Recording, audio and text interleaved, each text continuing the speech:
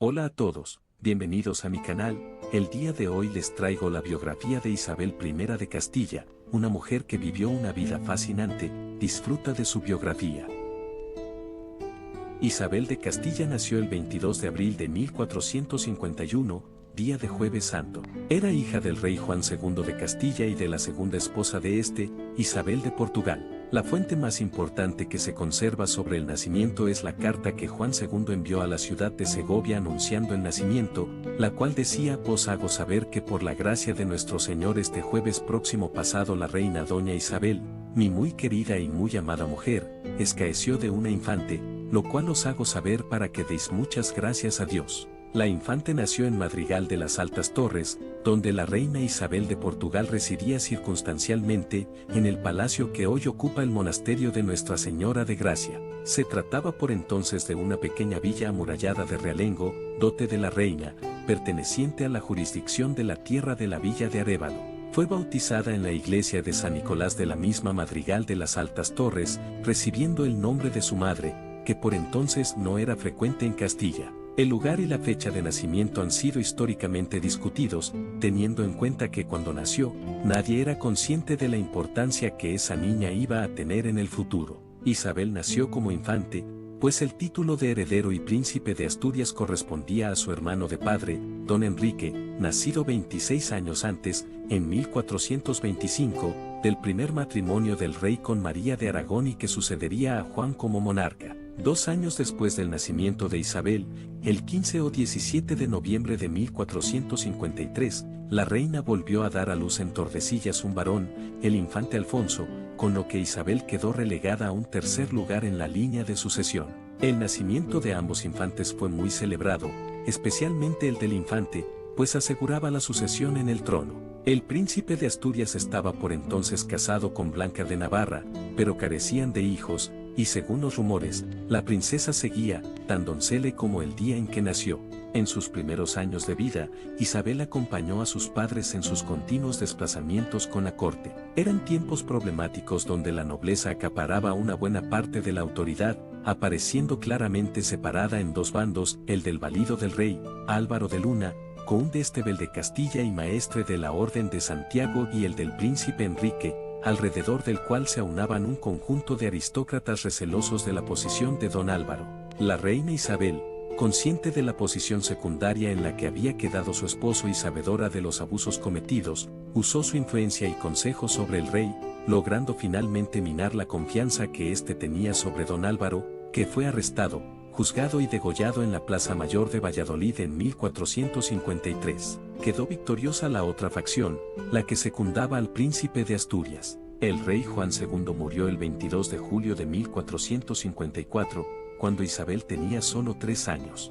En su testamento, redactado poco antes de su fallecimiento, el monarca regulaba su propia sucesión, pues en el siglo XV, los testamentos reales eran ley fundamental en estos asuntos. La corona recaía en su primogénito, Enrique, que en caso de no dejar descendencia legítima, pasaría al infante Alfonso. En caso de fallecimiento de ambos sin descendencia legítima, en tal caso haya herede los dichos mis regnos la dicha infante doña Isabel y sus descendientes legítimos. También se preocupó Juan de dejar bien situados a sus 2 hijos menores en su testamento. Se asignaba a Isabel la villa de Cuellari, muerta su madre, recibiría la villa de Madrigal, que volverían a la corona una vez la infante estuviera dotada y casada, y a partir de los 10 años, una renta supletoria hasta que sus ingresos alcanzasen el 1.000.000 de maravedíes. Sin embargo, por su condición de mujer, la herencia de Isabel quedó muy desigual con respecto a la de su hermano Alfonso, que recibía el maestrazgo de Santiago, con sus suculentas rentas, además de las localidades de Huete, Escalona, Maqueda, Portillo y Sepúlveda, a las que se añadirían Soria y Arévalo a la muerte de su madre. Este rico legado para su hijo menor podría dejar entrever las dudas del monarca difunto por la falta de descendencia del mayor tras muchos años de matrimonio, pensando que así estaba colocando en una muy buena posición al futuro heredero del trono. Otra de las disposiciones del rey fue establecer que la educación de ambos infantes recayera en 2 notables religiosos, Lope de Barrientos, canciller mayor de Castilla y obispo de Cuenca, y Gonzalo de Illescas, prior de Guadalupe. La reina Isabel seguía siendo su tutora y la administradora de sus bienes, pero con el acuerdo de estas personalidades. Es posible que esta limitación de los derechos de la madre sobre los hijos se debiera a que la reina ya venía presentando síntomas de desequilibrio, y las crónicas de la época relatan que la muerte del rey la afectó tanto que su pérdida derivó en una enajenación mental. Con el ascenso al trono de su hijastro, Enrique IV, la reina Isabel se instaló de forma definitiva en Arévalo, cuyo señorío le pertenecía como parte de sus arras matrimoniales. Allí, en el modesto palacio de Juan II, quedaron recluidos los infantes junto a su madre, como testigos de sus problemas mentales. Esta es una época de dificultades, incluso económicas, pues son muchos los cronistas que hablan de las carestías que tuvo que sufrir la futura reina en Arévalo, pues nunca se hicieron efectivas las disposiciones testamentarias del rey Juan. Sin embargo, a pesar de toda esta situación, parece que la reina se preocupó de dotar a sus hijos de una formación cultural y religiosa apropiadas. Se creó en torno a las tres figuras reales una pequeña corte en la que entraron personalidades que después tendrían mucho peso en la vida de la joven Isabel. Especialmente destacable fue la figura de Gonzalo Chacón, que perteneció al círculo de Álvaro de Luna, y que se convirtió en preceptor de los infantes y una figura paterna. Estaba casado con Clara Álvarez de Albarnáez, dama de origen portugués y camarera de la reina Isabel. Posiblemente en aquella época conoció a Beatriz de Bobadilla, hija del guardián del castillo de Arévalo, y que se convertiría en lo más parecido que Isabel la Católica tuvo a una amiga. Otros importantes personajes fueron Gatir de Cárdenas, su esposa Teresa Enríquez y el agustino fray Martín Alonso de Córdoba, que le dedicó su obra El Jardín de Nobles Donceles para que le sirviera de orientación en su vida futura. También estaba allí Beatriz de Silva, dama portuguesa que llegó con el cortejo matrimonial de la reina Isabel, y a la que luego ayudaría en la fundación de la Orden de la Inmaculada Concepción y a la que donó el Palacio de Galiana en Toledo. Entre 1461 y 1462, Isabel y su hermano Alfonso fueron trasladados a la corte, que por aquel entonces se emplazaba entre Segovia y Madrid, debido, parece ser, a la inminente paternidad del rey Enrique. Allí la joven Isabel conocería desde un primer momento las intrigas palaciegas de una nobleza levantisca ansiosa de poder y retribuciones, dispuesta a retar la autoridad real. Por esa circunstancia, era primordial para el rey Enrique tener cerca a sus hermanos y herederos ahora que la sucesión del trono iba a cambiar, para controlarlos ante el temor de que fueran utilizados en su contra por sus enemigos. La corte de Enrique IV había estado dominada en un principio por sus principales consejeros y hombres de confianza, Juan Pacheco, marqués de Villena, Alfonso Carrillo,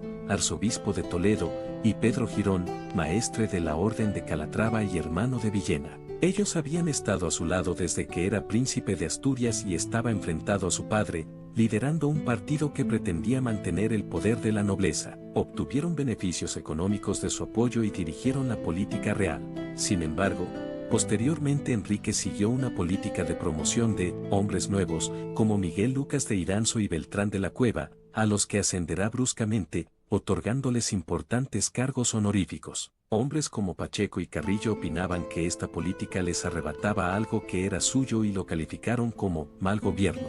La cuestión de la incapacidad del rey para engendrar un heredero había sido un problema acuciante desde antes de comenzar su reinado, motivo por el que la historia lo ha llamado el impotente. Después de 13 años de matrimonio, el rey decidió anular su enlace con Blanca de Navarra, a causa de la falta de descendientes. La situación era controvertida, pues el monarca aceptaba su impotencia, pero solo con su esposa, pues se incluyó en la sentencia la declaración de unas prostitutas que afirmaban haber mantenido relaciones con el rey.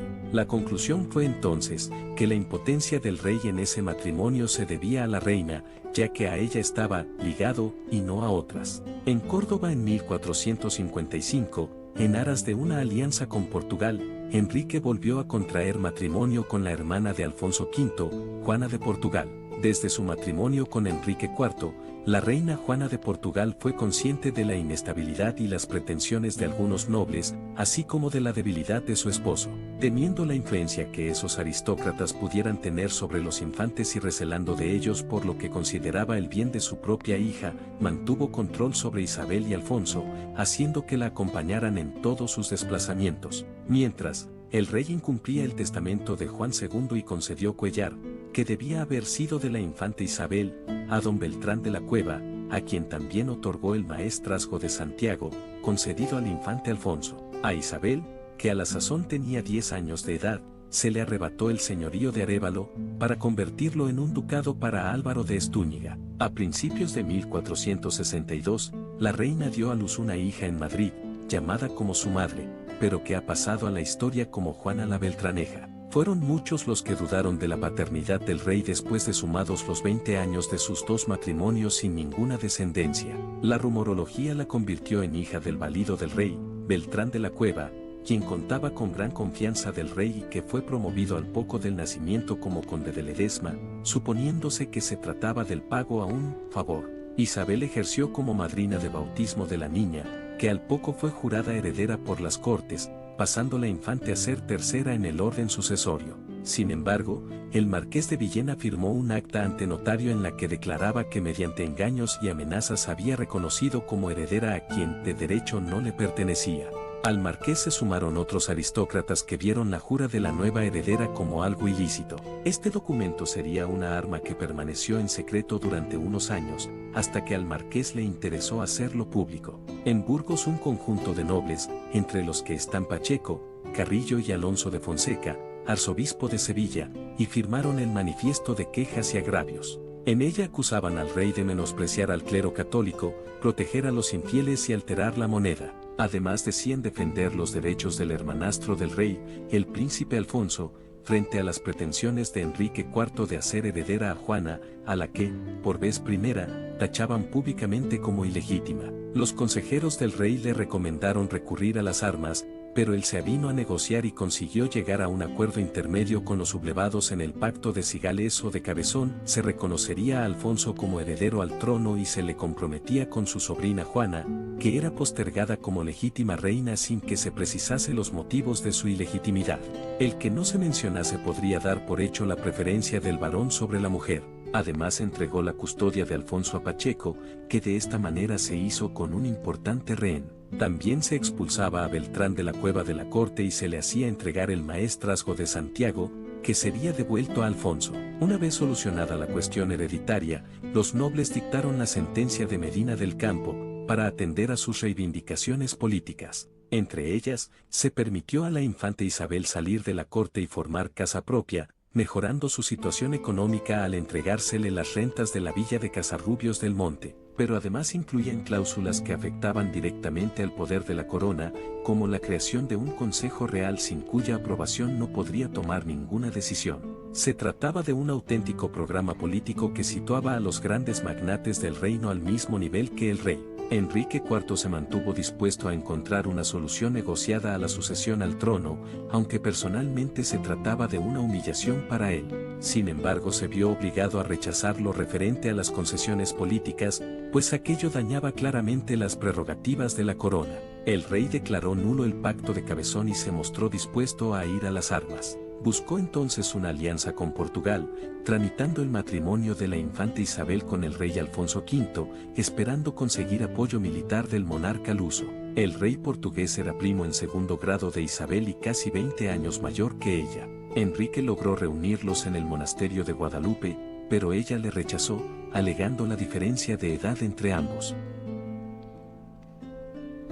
Mientras tanto, la Liga de Nobles declaró tirano al rey y decidieron sustituirlo por el que consideraban su heredero, el infante Alfonso. Así, el 5 de junio de 1465, tuvo lugar la llamada Farsa de Ávila. Se construyó una plataforma de madera en el exterior de las murallas de Ávila, donde sentaron a un muñeco que representaba al rey. Allí estaban el arzobispo Carrillo, el marqués de Villena, el maestre de la Orden de Calatrava, el conde de Paredes, el conde de Plasencia, el conde de Miranda del Castañar, el conde de Benavente y otros nobles menores, rodeados de numeroso público. Tras celebrarse una misa, se leyó una lista de acusaciones que a su juicio lo hacían indigno del trono. Entre otras cosas, se lo acusaba de mostrar simpatía hacia los musulmanes, de ser homosexual, cobarde, pacífico y de no ser el verdadero padre de la infante Juana, afirmando así que no tenía derecho a sucederlo como reina de Castilla. Se procedió entonces a despojar al muñeco de los atributos de la realeza y comenzaron a lincharlo mientras lo insultaban,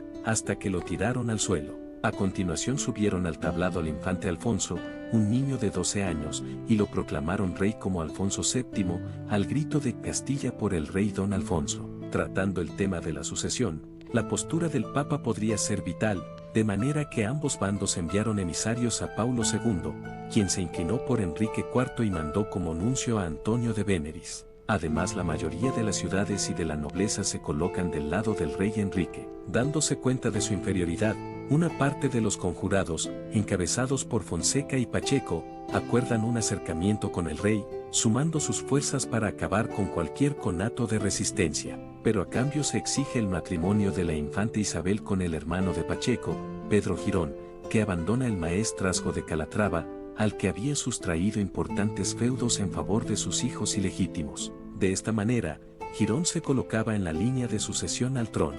Se trataba de un caballero bastante mayor que ella y con fama de ambicioso y violento, tanto que según algunos rumores fue acusado de profanar el retiro de la reina viuda, doña Isabel, con proposiciones de la más degradante naturaleza. El Papa permite a Girón abandonar los votos y concede la bula de matrimonio, renunciando al maestrazgo en favor de otro de sus hijos, de 8 años. Siendo el enlace inminente, marchó desde Almagro hasta Madrid, donde se encontraba la infante, con un ejército de 3000 hombres. Sin embargo, don Pedro enfermó de forma súbita y tuvieron que parar en Villarrubia de los Ojos, donde murió, al parecer de un repentino ataque de apendicitis. En 1468, Alfonso murió en Cardeñosa, quizás envenenado. A pesar de las presiones de los nobles, Isabel rechazó proclamarse reina mientras Enrique IV estuviera vivo. Por el contrario, consiguió que su hermanastro le otorgase el título de princesa de Asturias en una discutida ceremonia que tuvo lugar en los Toros de Guisando,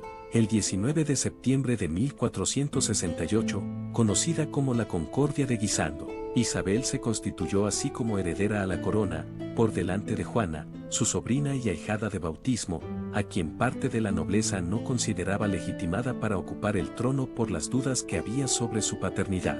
A partir de este momento, Isabel pasa a residir en Ocaña, villa perteneciente a don Juan Pacheco, marqués de Villena. El rey inicia contactos diplomáticos con otras casas reales para lograr un acuerdo matrimonial que le reporte beneficios. El soporte del águila de San Juan con nimbo fue usado ya en 1473 en el escudo de armas de Isabel siendo aún princesa. El lema o mote tanto monta, explicaba la divisa personal de Fernando II de Aragón, que adoptó un yugo con un nudo cortado en alusión al nudo gordiano, que tanto daba, tanto montaba, desatarlo como tajarlo. La divisa propia de la reina era el haz de flechas. Tras la unión de coronas, estos dos elementos pasaron al blasón común, que tomó elementos heráldicos de los dos consortes. Ya desde los 3 años, Isabel había estado comprometida con Fernando, hijo de Juan II de Aragón. Sin embargo, Enrique IV rompió este acuerdo, 6 años más tarde, para comprometerla con Carlos,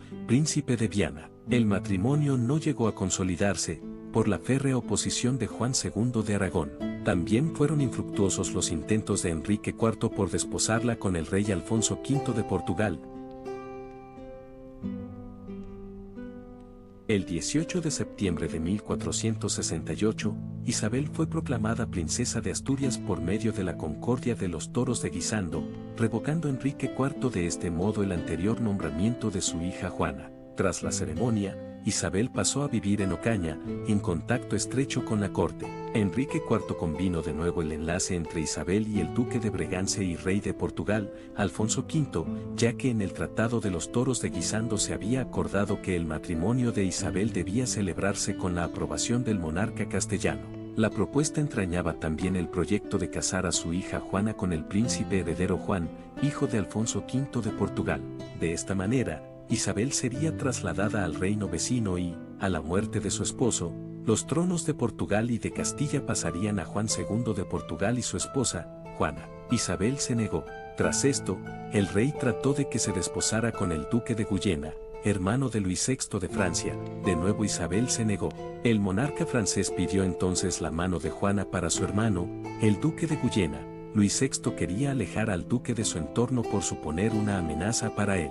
Los esponsales se realizaron en 1470 en Medina del Campo, pero el duque murió en 1472 de tuberculosis antes de conocer a la novia. Mientras tanto, Juan II de Aragón trató de negociar en secreto con Isabel la boda con su hijo Fernando. Isabel y sus consejeros consideraron que era el mejor candidato para esposo, pero había un impedimento legal, ya que eran primos segundos, sus abuelos, Fernando de Antequera y Enrique III, eran hermanos. Necesitaban, por tanto, una bula papal que les exonerara de la consanguinidad. El Papa, sin embargo, no llegó a firmar este documento, temeroso de las posibles consecuencias negativas que ese acto podría traerle al atraerse la enemistad de los reinos de Castilla, Portugal y Francia, todos ellos involucrados en negociaciones para desposar a la princesa Isabel con otro pretendiente. Personas del entorno de Isabel falsificaron una supuesta bula emitida en junio de 1464 por el anterior Papa, Pío II, a favor de Fernando, en la que se le permitía contraer matrimonio con cualquier princesa con la que le uniera un lazo de consanguinidad de hasta tercer grado. Isabel aceptó y se firmaron las capitulaciones matrimoniales de Cervera, el 5 de marzo de 1469. Para los esponsales y ante el temor de que Enrique IV abortara sus planes, en mayo de 1469 y con la excusa de visitar la tumba de su hermano Alfonso, que reposaba en Ávila, Isabel escapó de Ocaña, donde era custodiada estrechamente por don Juan Pacheco. Por su parte, Fernando atravesó Castilla en secreto, disfrazado de mozo de mula de unos comerciantes. Finalmente, el 19 de octubre de 1469 contrajeron matrimonio en el Palacio de los Vivero de Valladolid. El matrimonio costó a Isabel el enfrentamiento con su medio hermano el rey. En 1471 el Papa Sisto IV envió al cardenal Rodrigo de Borja a España como legado papal para arreglar diversos asuntos políticos en la península, entre ellos este enlace. Con él trajo la bula de Simancas, que dispensaba de consanguinidad a los príncipes Isabel y Fernando. Borja negoció con ellos, les daría la bula a cambio de que ellos le concedieran la ciudad de Gandía a su hijo Pedro Luis. Isabel y Fernando cumplirían su parte del trato en 1485. Al morir su hermano el rey, Isabel se proclamó reina de Castilla el 13 de diciembre de 1474 en Segovia, basando su legitimidad en el Tratado de los Toros de Guisando. Estalló entonces la Guerra de Sucesión Castellana, entre los partidarios de Isabel y los de su sobrina Juana. El Tratado de Alcazovas puso fin a la contienda, reconociendo a Isabel y Fernando como reyes de Castilla a cambio de ciertas concesiones a Portugal. Tras la guerra Isabel mandó construir el monasterio de San Juan de los Reyes. Instruyó a sus hijos en que tenían unas obligaciones por su rango de hijos de reyes y que debían sacrificarse mucho por ese motivo. Los llevó consigo durante las campañas militares, pero también veló siempre por su bienestar, como lo prueba su valor ante el motín que tuvo lugar en el Alcázar de Segovia en 1476. Allí tenían instalada los reyes la corte y allí vivía, en el Alcázar, su primogénita Isabel bajo la protección y cuidado de su amiga Beatriz de Bobadilla y de su esposo, el alcaide Andrés Cabrera. Este era de origen judío, lo que en aquella época era fuente de tensiones raciales, y se le acusaba de querer aprovecharse de la confianza que los reyes le tenían, además de acusarle de malversación de fondos y de tiranía. El tumulto se convirtió en motín cuando unos provocadores, disfrazados de campesinos y con armas ocultas, arengaron a la población para destituir al alcaide. Hacia el Alcázar se dirigió una masa de gente furiosa, armada con herramientas de campesinos, palos y piedras. La reina se encontraba con el cardenal Mendoza cuando se enteró de lo ocurrido, pero ni uno ni otro tenían tropas suficientes para defender la plaza. Temerosa del riesgo que podía correr su hija, la reina subió a su caballo y, acompañada por 3 guardias, cabalgó 60 kilómetros hasta Segovia. A la entrada, el obispo intentó detenerla por el gran peligro que corría, pero Isabel desoyó el consejo y avanzó hasta el Alcázar.